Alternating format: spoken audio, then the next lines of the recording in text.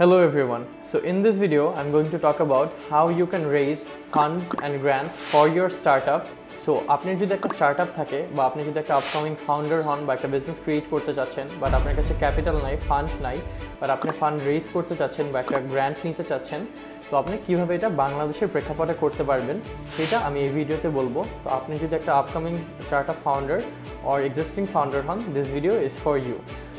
So firstly আপনার ICT ডিভিশনের idea নামের যে প্রজেক্টটা আছে, যেটার নাম হচ্ছে full innovation design and entrepreneurship academy, তারা 10 লাখ টাকার একটা গ্র্যান্ট দিয়ে থাকে।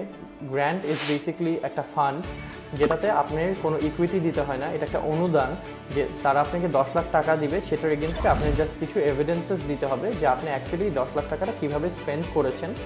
এছাড়া আপনি কোনো ইকুইটি দিতে হবে না বা কিছুই দিতে হবে না, এবং এই ফান্ডটাও তাদেরকে কোনো সময় ফেরত দিতে হবে না। আইডিয়া থেকে একটা প্রজেক্টও হয়, মানে একটা কম্পিটিশন হয় যেটার নাম হচ্ছে বিগ বঙ্গবন্ধু ইনোভেশন গ্র্যান্ট। সেখানে তারা যে ফার্স্ট প্রাইজ পায় সে 1 কোটি টাকার একটা প্রাইজ পায়, যেটাও একটা গ্র্যান্ট হিসেবে আছে আমি যতটুকু জানি। এবং এর আগের বছর তারা 50টি স্টার্টআপকে 10 লাখ টাকা করে দিয়েছে এবং যে ফার্স্ট প্রাইজ পেয়েছে তাকে 1 কোটি টাকা দিয়েছে। সো আপনারা যদি ইনিশিয়ালি একটা বিজনেস স্টার্ট করার জন্য কোনো একটা ফান্ড চান বা স্টার্টআপ স্টার্ট করার জন্য একটা ফান্ড চান, তাহলে আপনারা আইডিয়াতে যেতে পারেন এবং তাদের ওখানে অ্যাপ্লাই করে সেখান থেকে 10 লাখ টাকা নিতে পারেন। সো এটার কিছু ক্রাইটেরিয়া আছে। তাদের একটা পিএমসি কমিটি আছে, যেটা আমি যতটুকু জানি একটা 22 জন সদস্যের কমিটি। সেখানে অনেক ইন্ডাস্ট্রিয়ালিস্টরা আছে এবং প্রাইভেট সেক্টরের মানুষজন আছে, যারা হচ্ছে আপনার এটা জাজ করবে যে আপনি কি এই 10 লাখ টাকাটা পাওয়ার জন্য কেপেবল নাকি। যদি কেপেবল হন তাহলে আপনাকে সেই 10 লাখ টাকাটা তারা দিবে। সেই 10 লাখ টাকাটা তারা 3 ভাগে দেয়, হয়তো বা ফার্স্টে আপনাকে 4 লাখ, তারপরে 3 লাখ, তারপরে 3 লাখ দিবে। সো এটা একটা ট্রান্সের থ্রুতে আসে এবং আপনি সব ডকুমেন্টসগুলো সেখানে দিতে হয় যে কিভাবে আপনি ফার্স্টে 4 লাখ টাকাটা খরচ করবেন। 4 লাখ টাকাটা খরচ করার পরে আপনি সেটা তাদেরকে দেখাতে হবে যে আমি 4 লাখ টাকাটা এভাবে খরচ করেছি। তো প্রত্যেকবারই একটা পিএমসি কমিটির মিটিং ফেস করতে হবে, সেই থ্রুতে আপনারা লাস্টলি যে 10 লাখ টাকাটা পাবেন। সো এটা আসলে কোনো হ্যাসেল না বা কিছুই না, দে আর ভেরি ফ্রেন্ডলি অ্যান্ড তাদের কোওয়ার্কিং স্পেসও আছে। সেখানে আপনারা আপনাদের স্টার্টআপটা ইনিশিয়ালি আপনাদের অফিস না নিয়ে সেখানে কাজ শুরু করতে পারবেন। তো এইভাবে ইনিশিয়ালি আপনারা ফার্স্ট ওয়ে আইডিয়া থেকে একটা গ্র্যান্ট নিতে পারেন 10 লাখ টাকার জন্য। এরপরে আইসিটি ডিভিশনেরই আরেকটা প্রজেক্ট আছে যেটার নাম হচ্ছে ইনোভেশন ফান্ড। সেখানে আপনি 20 লাখ টাকা পর্যন্ত গ্র্যান্ট নিতে পারবেন, সেটাও একটা অনুদান, সেখানে আপনার কোনো ইকুইটি যাবে না। বাট এখানে একটু চ্যালেঞ্জ যেটা হচ্ছে যে এখানেও এরকম একটা কমিটি আছে যাদেরকে আপনি ফেস করতে হবে। এরা সবাই প্রাইভেট সেক্টরে এবং পাবলিক এবং মানে গভর্নমেন্ট সাইডেরও কিছু মানুষজন থাকবে। তারা ডিসাইড করবে যে আপনি কি এই ফান্ডটা অ্যাকচুয়ালি পেতে পারেন নাকি না। তো এই ইনোভেশন ফান্ডে যে জিনিসটা, আপনি ইনোভেটিভ কোনো একটা সলিউশন নিয়ে আসতে হবে। আইডিয়াতেও সেম, ইনোভেটিভ কোনো একটা সলিউশন থাকতে হবে যেটা মানুষেরও কাজে হেল্প হবে, আপনাদেরও হেল্প হবে, আপনারাও বিজনেস থেকে আর্ন করতে পারবেন এবং মানুষও জানি সেটা দ্বারা কোনোভাবে বেনিফিটেড হয়। তো ইনোভেশন ফান্ডে অনেকগুলো ক্যাটাগরিজ আছে। আপনি পার্সোনালি টাকা নিতে পারবেন, আপনি আপনার কোম্পানির জন্য টাকা নিতে পারবেন, এনজিওর জন্য টাকা নিতে পারবেন। সো অনেকগুলো সেক্টরস আছে। আপনারা হচ্ছে ইনোভেশন ফান্ডের ওয়েবসাইটে যদি যান তাহলে আপনারা দেখতে পারবেন এবং সেখান থেকে আপনারা অ্যাপ্লাই করতে পারবেন এবং সেইভাবেই আপনারা ফান্ডটি গ্রহণ করতে পারবেন সেখান থেকে। তো এরপরে যদি আমি বলি তাহলে আপনারা এখন নতুন একটা প্রজেক্ট লঞ্চ করেছে আইসিটি ডিভিশন থেকে, যেটাকে বলা হয় স্মার্ট বাংলাদেশ অ্যাক্সেলারেটর প্রোগ্রাম। তো এই প্রোগ্রামটাতে আপনাদেরকে ইনিশিয়ালি ফান্ড না দিয়ে তারা যেটা করে আপনাদেরকে পুরো মেন্টরিং করে গাইডেন্স দেয় যে কীভাবে একটা স্টার্টআপ শুরু থেকে আপনারা স্টার্ট করবেন।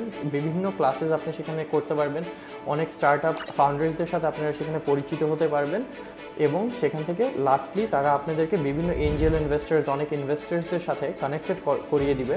সেই থ্রুতে আপনারা সেখান থেকেও ফান্ড রেজ করতে পারবেন এবং এটা অ্যাকচুয়ালি খুবই হেল্পফুল। আইডিয়াতেও আপনারা এইসব সাপোর্টগুলো পাবেন, মেন্টরিং, গাইডেন্স, এবং আইডিয়াতে যখন আপনারা পিএমসি ফেস করবেন তার আগে আপনাদেরকে একটা মেন্টর দেওয়া হবে। সেই কনসালটেন্ট আপনাদেরকে বিভিন্নভাবে হেল্প করবে আপনাদের পুরা পিচ ডেক এগুলো সব কিছু বানানোর জন্য। কিন্তু এই প্রত্যেকটা জিনিসের জন্যই আপনারা ফান্ড যখনই নিতে যাবেন আপনাদের কিন্তু ট্রেড লাইসেন্স, বেন টিন মানে ট্যাক্স, ভ্যাট সব কিছুর কাগজগুলো থাকতে হবে আপনার স্টার্টআপের জন্য।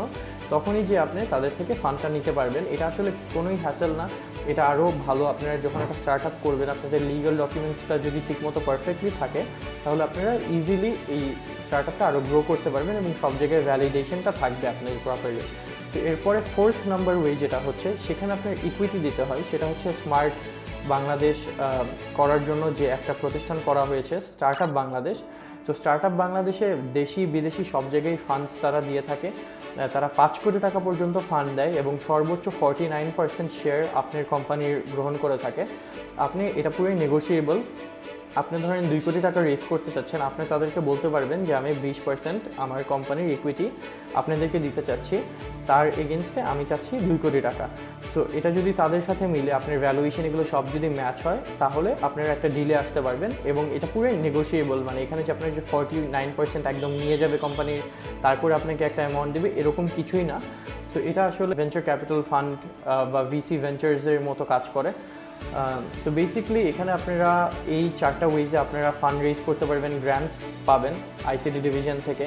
এবং এছাড়াও আরও অনেক এখন নেটওয়ার্কস আছে বাংলাদেশে। বাংলাদেশ এঞ্জেলস আছে, যেটা হচ্ছে সবচেয়ে বড় একটা এঞ্জেল নেটওয়ার্ক সিস্টেম, যেখানে বাংলাদেশের এঞ্জেল নেটওয়ার্ক যারা ইনভেস্ট করে তাদের সবাইকে আপনি সেখানে পাবেন।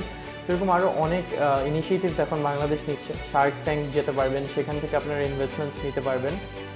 একটা স্টার্টআপে অনেকগুলো চ্যালেঞ্জেস আপনি ফেস করবেন বা একটা এন্টারপ্রেনিউর হিসেবে, but fund raising is one of them. So I hope this video helps you with that, and thank you so much, and I hope you guys follow me for my next videos. Thank you so much.